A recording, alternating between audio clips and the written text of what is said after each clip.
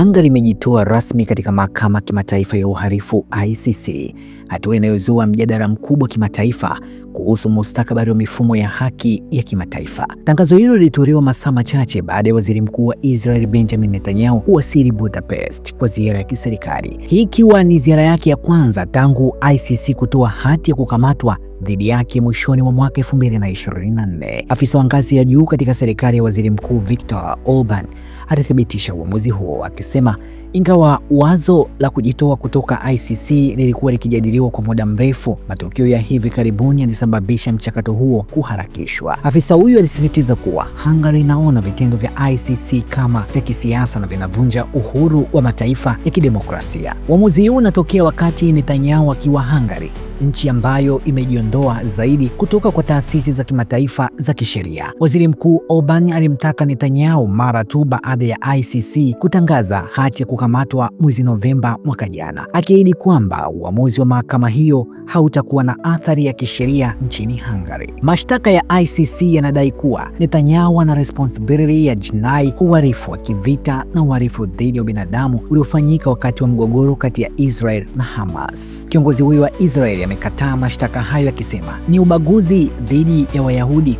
na akituhumu mahakama hiyo kumlenga Israel bila haki. Kuja kwake Hungary, nchi mwanachama wa Umoja wa Ulaya, kumekalia maswali kuhusu jinsi sheria za kimataifa zinavyoheshimiwa katika mipaka ya Ulaya. Maafisa wa Hungary walisisitiza kuwa kujitoa kwao ni uamuzi wa sovereign na kwa misingi ya maslahi ya kitaifa na kanuni za kisheria.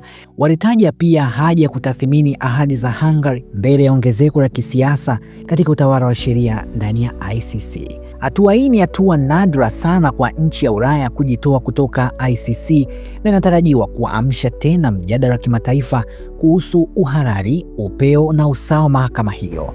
Wakosoaji wanasema kuwa kujitoa kwa Hungary kutapunguza mifumo ya uwajibikaji wa kimataifa, wakati ambapo sheria za kibinadamu za kimataifa zinakumbana na changamoto. Hata hivyo, wengine wanaona hatua hii kama onyo la mabadiliko ndani ya ICC ambayo kwa muda mrefu imekosolewa kwa kuona upendeleo wa kanda na kisiasa.